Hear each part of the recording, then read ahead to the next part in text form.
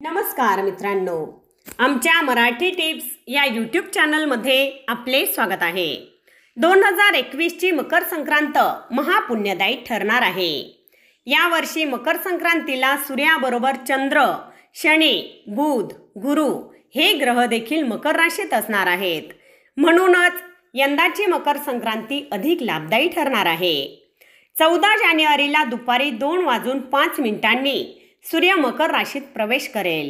शास्त्रानुसार उत्तरायणाचा अवधी देवतांचा दिवस आणि दक्षिणायन म्हणजे देवतांच्या शयनाची वेळ यावर अवलंबून असतो। 14 जानेवारीला दुपारी 2:05 सूर्य मकर राशीत प्रवेश करेल। मकर संक्रांतीच्या दिवशी तसेच या दिवसापासून पुढे वर्षभर सूर्याला अर्घ्य देतात। सूर्याची 12 नावे घेऊन सूर्यनमस्कार सुरू केल्यास सुदृढ आरोग्य लाभते। तसेच संक्रांतीचा काळ थंडीचा असल्यामुळे गोरगरिबांना अन्न आणि वस्त्राचे दान करणे उचित ठरते। नात्यांमधील वितुष्ट दूर करण्यासाठी तिळगुळाचे वाण देऊन हितशत्रूंपासूनही मुक्तता करता येते। मकर संक्रांतीच्या दिवशी तसेच या दिवसापासून पुढे वर्षभर सूर्याला अर्घ्य देतात। भारतात विविध ठिकाणी विविध पद्धतीने मकर संक्रांत साजरी केली जाते। तामिळनाडूत ताई पोंगल, गुजरातमध्ये उत्तरायण, हरियाणा हिमाचल प्रदेशमध्ये माघी, आसाममध्ये भोगाली बिहू, काश्मीरी घाटीत शिशुर संक्रांत, पश्चिम बंगालमध्ये पौष संक्रांती, कर्नाटकमध्ये मकर संक्रमण, पंजाबमध्ये लोहडी आणि उर्वरित राज्यांमध्ये मकर संक्रांती या नावाने ती साजरी केली जाते। यंदा संक्रांत श्वेत वस्त्र परिधान करून सिंहावर आरूढ येणार आहे। त्यामुळे चांदी, तांदूळ, दूध, साखर यांचे भाव वाढण्याची शक्यता आहे। आगामी वर्ष कष्टकरी वर्गाचा संयम पाहणारे असेल तरी देखील त्यांना वर्षाअखेर कष्टाचे सुमधुर फळ मिळेल। बाजूच्या देशांशी वैर तर पश्चिमी देशांशी मैत्री होण्याची शक्यता आहे। तसेच महामारीचे सावटही दूर होईल असे म्हटले जात आहे। मकर संक्रांत हा जानेवारी महिन्यात आणि हिंदू पंचांगाप्रमाणे पौष महिन्यात येणारा एक महत्त्वपूर्ण सण आहे। या दिवशी सूर्य एका राशीतून दुसऱ्या राशीत प्रवेश करतो। या प्रक्रियेला संक्रांती म्हटले जाते।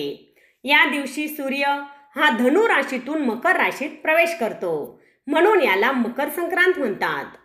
मकर संक्रांत सण दरवर्षी एकाच तारखेला का येतो असा प्रश्न नक्कीच आपल्यातील अनेकांना पडला असेल।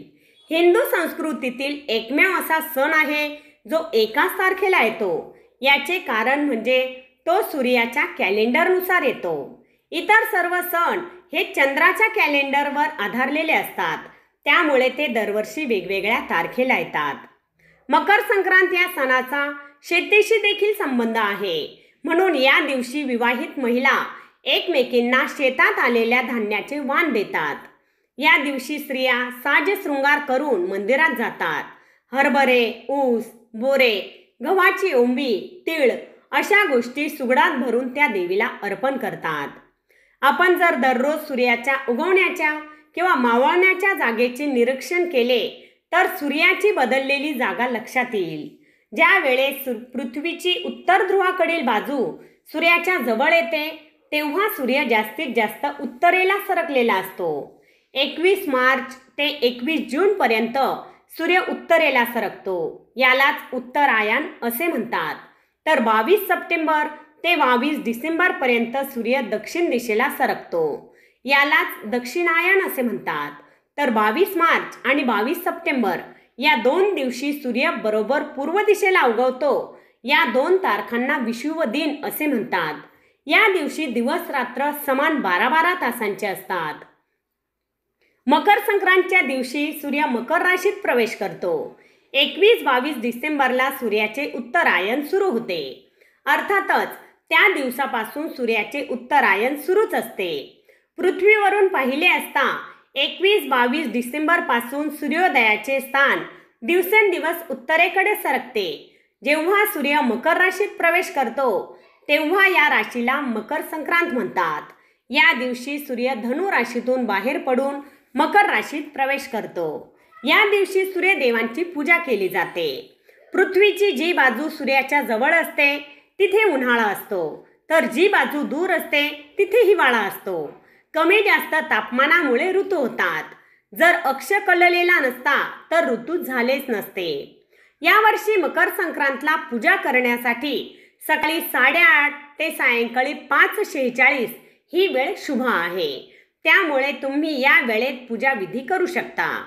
तसे तर नेहमी हा सण 14 जानेवारी रोजी येतो, परंतु एखाद्या वर्षी ही तारीख मागे पुढे होते. हिंदू धर्मामध्ये संक्रांत ही एक देवता मानली जाते. पौराणिक कथेनुसार ही देवता दरवर्षी येताना वेगवेगळ्या वाहनांवर बसून येते. मकर संक्रांतीच्या दिवशी बरेच महत्त्वाचे ग्रह एकत्रित येतात. या दिवशी सूर्य, शनी, गुरु, बुध आणि चंद्र मकर राशीत राहतील, जे शुभयोग निर्माण करतात. म्हणूनच या दिवशी केलेले दान तुमच्या जीवनात पुण्य, आनंद आणि समृद्धी आणतात. मकर संक्रांतीच्या दिवशी आंघोळ करून सूर्याला अर्घ्य द्यावे. या दिवशी महिला पूजा करतात. नंतर विवाहित स्त्रिया सुगड म्हणजे छोट्या मातीच्या मडक्यांना हळदी कुंकवाची बोटे लावून दोरा गुंडाळतात. सुगडांमध्ये गाजर, बोरे, उसाची पेरे, शेंगा, कापूस, हरभरे, तिळगुळ, कच्ची खिचडी इत्यादी भरतात. हे सुगडे पाटावर ठेवून त्याभोवती रांगोळी काढली जाते. त्यातील एक सुगड देवासमोर आणि एक सुगड तुळशीजवळ ठेवले जाते. त्यानंतर किमान 5 सवाष्णींना वाण देतात. या दिवशी हळद कुंकू समारंभ करून तिळगुळ वाटतात. तुम्ही मकर संक्रांत ते रथसप्तमीपर्यंत हळदी कुंकू समारंभ करू शकता. संक्रांतीला तिळाचे फार महत्त्व आहे.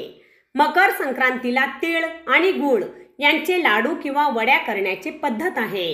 यामागे भूतकाळात झालेल्या कडू आठवणींना विसरून त्यात तीळ आणि गूळ यांचा गोडवा भरायचा असे म्हटले जाते. पण या गोष्टीलाही वैज्ञानिक दृष्टिकोन आहे. हिवाळ्याचे दिवस असल्याने तीळ आणि गुळाने शरीराला ऊब मिळते, म्हणून या दिवशी तिळगुळ खाल्ले जाते. मकर संक्रांत या सणाच्या दिवशी तिळाने सूर्य, विष्णू आणि शनी देवांची पूजा केली जाते. खरे तर शनी महाराजांनी आपल्या वडिलांना राग आल्यावर शांत ठेवण्यासाठी तिळाची पूजा केली होती. तिळाची पूजा केल्याने शनी महाराजांना सूर्यदेव प्रसन्न झाले. त्यांनी शनी महाराजांना वरदान दिले की जेव्हा कधी मी मकर राशीत प्रवेश करेन त्या दिवशी तिळाद्वारे माझी पूजा कर. त्यामुळे शनीचा दोष नष्ट होऊन सुख, समृद्धी आणि शांती लाभेल असे मानतात. ज्योतिषशास्त्रानुसार तुपाचे महत्त्व सूर्य आणि गुरु ग्रहाशी संबंधित आहे. शास्त्रानुसार मकर संक्रांतीला तुपाचा प्रसाद खाल्ल्यावर विविध भोग यातनेतून मोक्ष प्राप्ती मिळते. याच कारणामुळे खिचडीत तूप मिसळून पुजाऱ्यांना महाप्रसाद दिला जातो. तुपाचे दिवे पेटवून सूर्यदेवांची आणि विष्णुदेवांची पूजा केल्यावर सुख समृद्धीचा अलभ्य लाभ मिळतो असे म्हणतात. ज्योतिषशास्त्रानुसार गुळाचेही महत्त्व अधिक असल्याचे सांगितले जाते. गुळ खाल्ल्यावर आणि दान केल्यावर सूर्यदेव, शनिदेव आणि गुरुग्रहाचे कार्य शुभ होते. तिळगुळ प्रसाद म्हणून खाल्ल्यावर सूर्यदेव आनंदित होऊन सर्वत्र शांती पसरते आणि शनी महाराजांचा अशांतीचा शाप नष्ट होतो. संक्रांतीच्या दिवशी काळ्या वस्त्रांना महत्त्व दिले जाते, कारण काळी वस्त्रे उष्णता शोषून घेतात. म्हणून काळ्या वस्त्रांचा या दिवशी वापर केला जातो. नवविवाहित मुलींसाठी या सणाचे विशेष महत्त्व आहे. लग्नानंतरच्या प्रथम येणाऱ्या संक्रांतीला नवविवाहित मुलींसाठी खास काळ्या रंगाच्या वस्त्रांची खरेदी केली जाते. त्यांना हलव्याचे दागिने घालतात आणि सुवासिनींना हळदी कुंकवासाठी बोलावतात. त्यांना तिळगुळाच्या वड्या किंवा तीळ आणि साखरेपासून बनवलेला हलवा देतात. एखादी उपयुक्त वस्तू सुवासिनींना भेट म्हणून दिली जाते. भारतीय संस्कृतीत काळा रंग अशुभ मानला जातो. मात्र काळे कपडे परिधान करून साजरा केला जाणारा संक्रांत हा एकमेव सण आहे. या दिवशी सुवासिनी काळ्या रंगाची साडी तर पुरुष काळ्या रंगाचा कुर्ता पायजमा परिधान करतात. संक्रांत कोसळणे म्हणजे खूप मोठे संकट येणे. पानिपतची तिसरी लढाई साहित्यात व दैनंदिन जीवनात याखाली संक्रांत कोसळणे हा वाक्प्रचार पानिपताने मराठीला दिला असा उल्लेख आहे. मकर संक्रांतीची पुराणात एक कथा सांगितली जाते. संकरासूर नाराक्षस जनतेचा फार छळ करीत असे. यामुळे सर्व लोक हैराण झाले होते. या राक्षसाचा निपात करण्यासाठी परमेश्वराने संक्रांत देवीचा अवतार धारण करून त्या संक्रासुराचा वध केला. लोकांचे संकट निवारण होऊन सर्व जनता सुखी झाली अशी आख्यायिका आहे. या देवीला अनेक हात आहेत. एखाद्या वाहनावर बसून वस्त्रालंकारांनी सुशोभित होऊन हातात विविध शस्त्रे घेऊन ती एका दिशेकडून दुसऱ्या दिशेकडे जात असते असे वर्णन पंचांगात दिलेले आहे. संक्रांतीचे वर्णन प्रत्येक वर्षी निरनिराळे असते. विशेष म्हणजे संक्रांत देवी ज्या गोष्टी आवडतात त्या गोष्टींची महागाई होते असेही मानतात. मित्रांनो, व्हिडिओ तर तुम्हाला नक्कीच आवडला असेल. व्हिडिओ आवडला असेल तर लाईक व शेअर करा. तसेच अशाच प्रकारचे नवनवीन व्हिडिओ पाहण्यासाठी आमच्या मराठी टिप्स या यूट्यूब चॅनलला सबस्क्राईब जरूर करा. धन्यवाद.